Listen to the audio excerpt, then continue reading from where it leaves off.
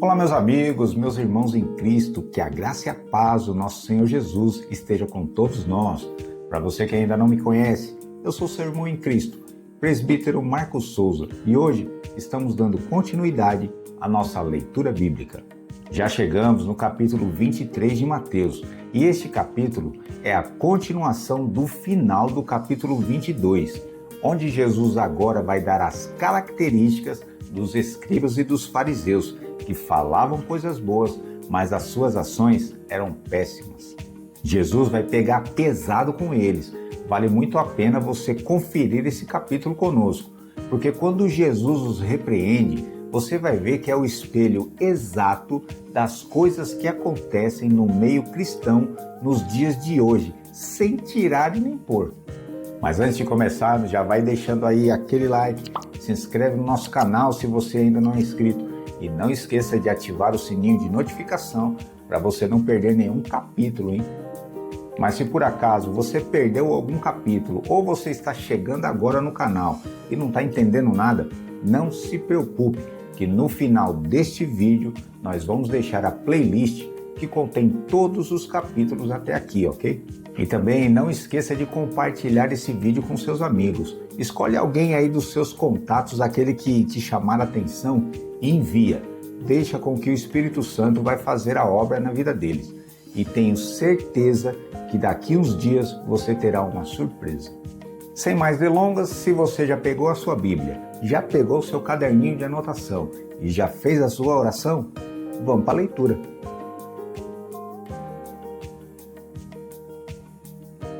É isso aí, bora para mais um capítulo. Vem comigo.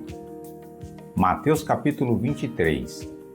Então falou Jesus à multidão e aos seus discípulos, dizendo: Na cadeira de Moisés estão assentados os escribas e fariseus.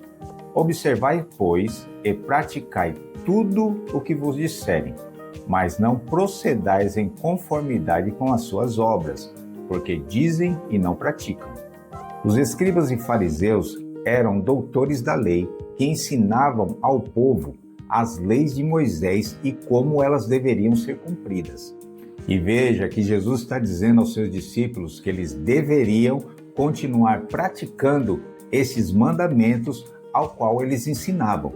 Apenas não deveriam praticar as ações que eles praticavam.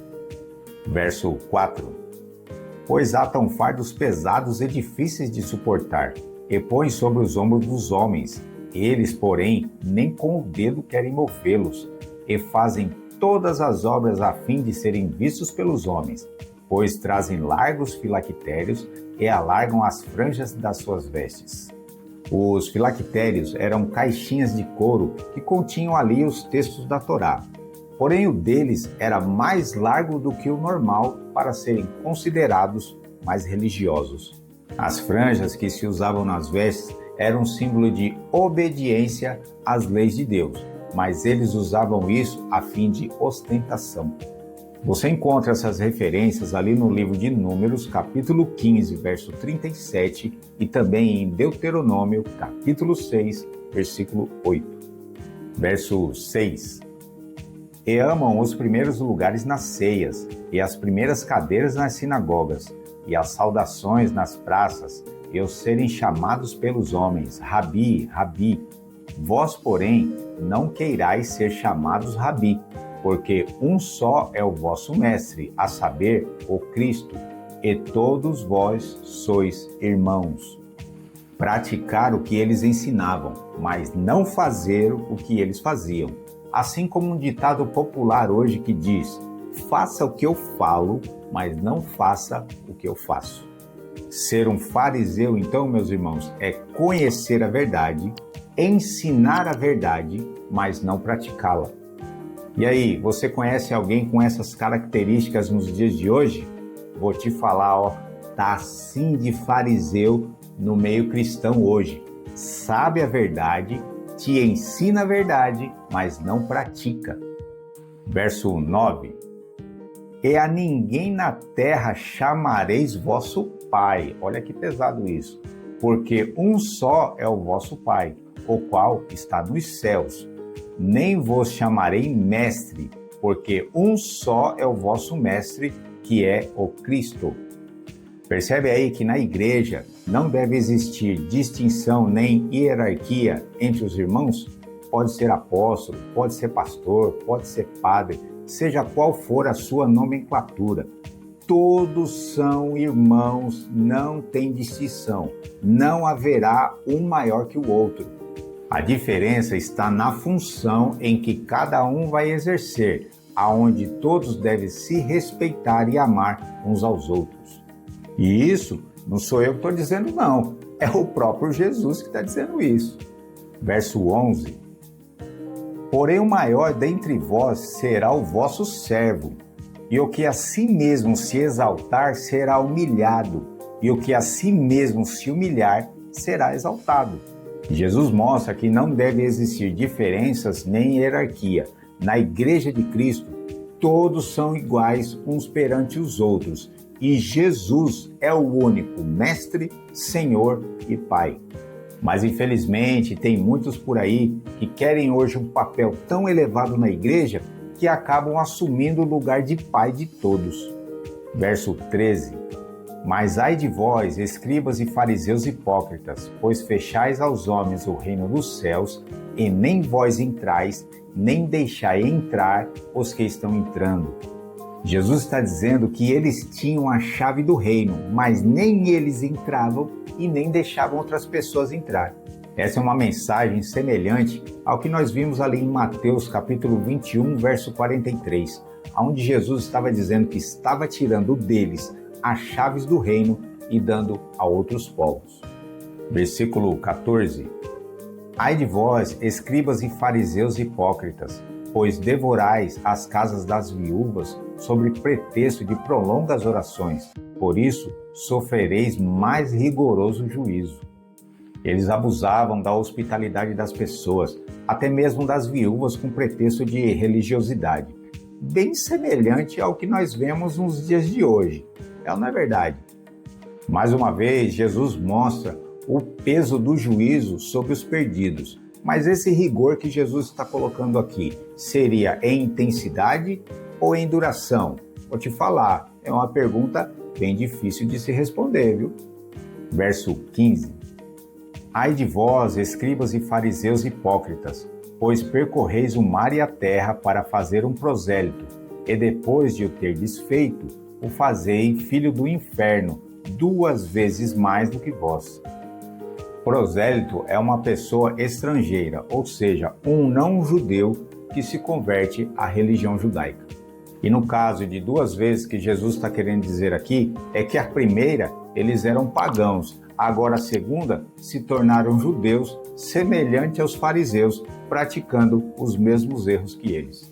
Verso 16. Ai de vós, condutores cegos, pois que dizeis? Qualquer que jurar pelo templo, isso nada é, mas o que jurar pelo ouro do templo, esse é devedor. Insensato e cego, pois qual é maior, o ouro ou o templo que santifica o ouro?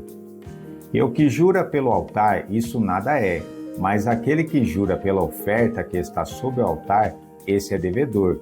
Insensato e cego, pois qual é maior, a oferta ou o altar que santifica a oferta?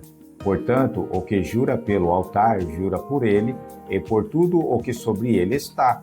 E o que jura pelo templo, jura por ele, e por aquele que nele habita. E o que jura pelo céu, jura pelo trono de Deus, e por aquele que está sentado nele. Jesus mostra a hipocrisia dos fariseus que ensinavam mandamentos errados, mostrando que eles só se preocupavam com a parte financeira, ou seja, bem semelhante ao que nós vemos nos tempos de hoje.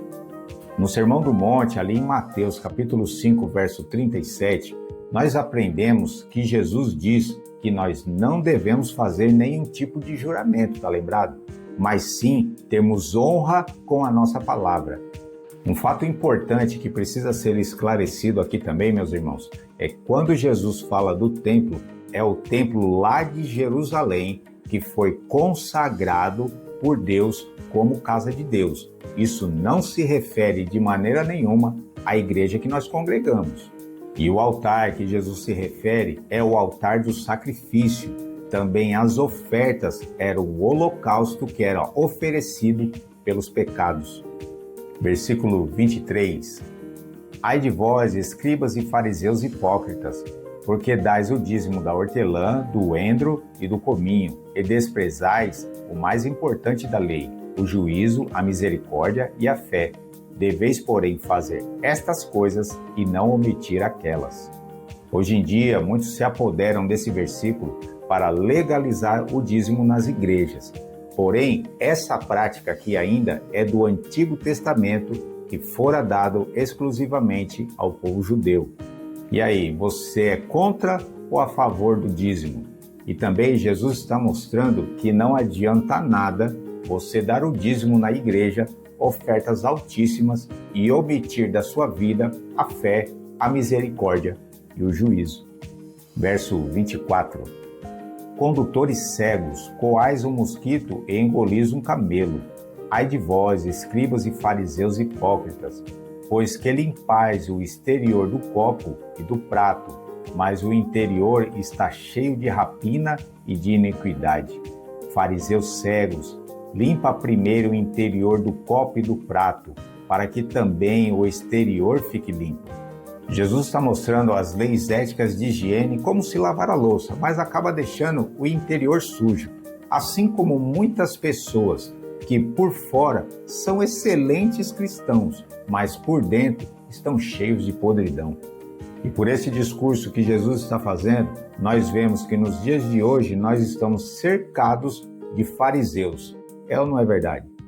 Verso 27. Ai de vós, escribas e fariseus hipócritas, porque sois semelhantes aos sepulcros caiados, que por fora realmente parecem formosos, mas interiormente estão cheios de ossos de mortos e de toda imundícia. Assim também vós exteriormente pareceis justos aos homens, mas interiormente estão cheios de hipocrisia e de iniquidade. Jesus vê o nosso interior, enquanto o homem apenas valoriza aquilo que está no exterior. Isso mostra que não adianta nada você parecer uma pessoa boa diante dos homens, porque Deus te conhece por dentro. Verso 29. Ai de vós, escribas e fariseus hipócritas, pois que edificais os sepulcros dos profetas e adornai os monumentos dos justos, e dizeis: se existíssemos no tempo de nossos pais, nunca nos associaríamos com eles para derramar o sangue dos profetas. Assim vós mesmos testificais que sois filhos dos que mataram os profetas. Enchei vós, pois, a medida de vossos pais. Serpentes, raça de víboras, como escapareis da condenação do inferno? Eles diziam que seus pais, ou seja, que os antigos, mataram os profetas, porém eles jamais fariam isso. Mas a verdade é que eles estavam fazendo pior do que seus pais, porque eles estavam diante do Filho de Deus e não lhe estavam dando valor. E Jesus termina a frase os chamando de raça de víboras, exatamente a mesma frase que João Batista usava quando repreendia os fariseus. Verso 34. Portanto, eis que eu vos envio profetas, sábios e escribas. E a uns deles matareis e crucificareis, e a outros deles açoitareis nas vossas sinagogas, e os perseguireis de cidade em cidade, para que sobre vós caia todo o sangue justo que foi derramado sobre a terra, desde o sangue de Abel, o justo, até o sangue de Zacarias, filho de Baraquias, que mataste entre o santuário e o altar. Em verdade vos digo que todas essas coisas hão de vir sobre essa geração. Este texto você encontra ali em Gênesis capítulo 4, verso 8, que é a trama de Caim contra Abel, seu irmão. E também em 2 Crônicas, capítulo 24, verso 20, vai contar a história da morte de Zacarias a mando do rei por pregar a verdade. Verso 37. Jerusalém, Jerusalém, que mata os profetas e apedreja os que te são enviados, quantas vezes quis eu ajuntar os teus filhos, como a galinha ajunta os seus pintinhos debaixo das asas, e tu não quisestes. eis que a vossa casa vos ficará deserta. Porque eu vos digo que, desde agora, me não verei mais, até que digais, bendito o que vem em nome do Senhor. Nossa, que discurso pesado de condenação contra os escribas e fariseus, hein? Ou seja, contra os conhecedores da lei, que deveriam apenas ensinar o povo se achegar mais a Deus. Só que, na verdade, eles procuravam apenas o seu bem-estar social e recursos financeiros. Vai aí o recado de Jesus a esses que têm essas obrigações hoje, mas agem exatamente como os fariseus daquela época. Veja também que interessante no verso 37, quando Jesus diz que queria juntar o povo, como a galinha junta os seus pintinhos debaixo de suas asas. Possivelmente Jesus estava fazendo um paralelo com o Salmo 91, verso 4. Se for assim, aqui temos mais um exemplo da divindade de Jesus, que mostra que ele existia antes de tudo. Porém, como no passado, o povo não quis a proteção de Deus mencionada ali no Salmo 91, verso 4, e agora estavam rejeitando novamente essa proteção. Isso mostra que o homem tem sim o seu poder de escolha, o seu livre-arbítrio, porque tanto Deus quanto Jesus queriam que eles aceitassem essa proteção, mas eles rejeitaram.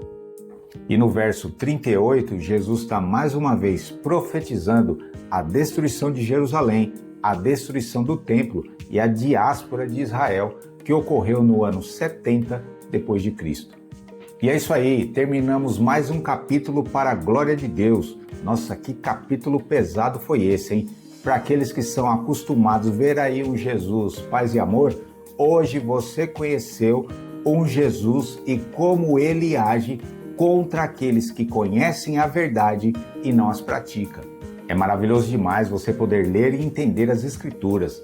É ou não é verdade? E eu tenho certeza que os seus pensamentos e as suas ações já estão mudando. E esse é o poder que a palavra de Deus tem sobre nós. Por isso, nosso trabalho é levar a você a verdade que liberta. E você está tendo a oportunidade de aprender muito sem gastar nada. E a única coisa que nós te pedimos é que você deixe seu like, se inscreva no nosso canal se você não é inscrito. Não esqueça de ativar o sininho de notificação para você não perder nenhum conteúdo. Tudo isso nos ajuda demais. E deixe também pelo menos um amém aí nos comentários. E principalmente, compartilhe esse vídeo com pelo menos mais uma pessoa. E como prometido, vamos te deixar agora a playlist que contém todos os capítulos até aqui. A playlist é essa que está aparecendo aqui para você aqui. Tá combinado? Então fique com Deus, um forte abraço e te espero, hein, no próximo capítulo.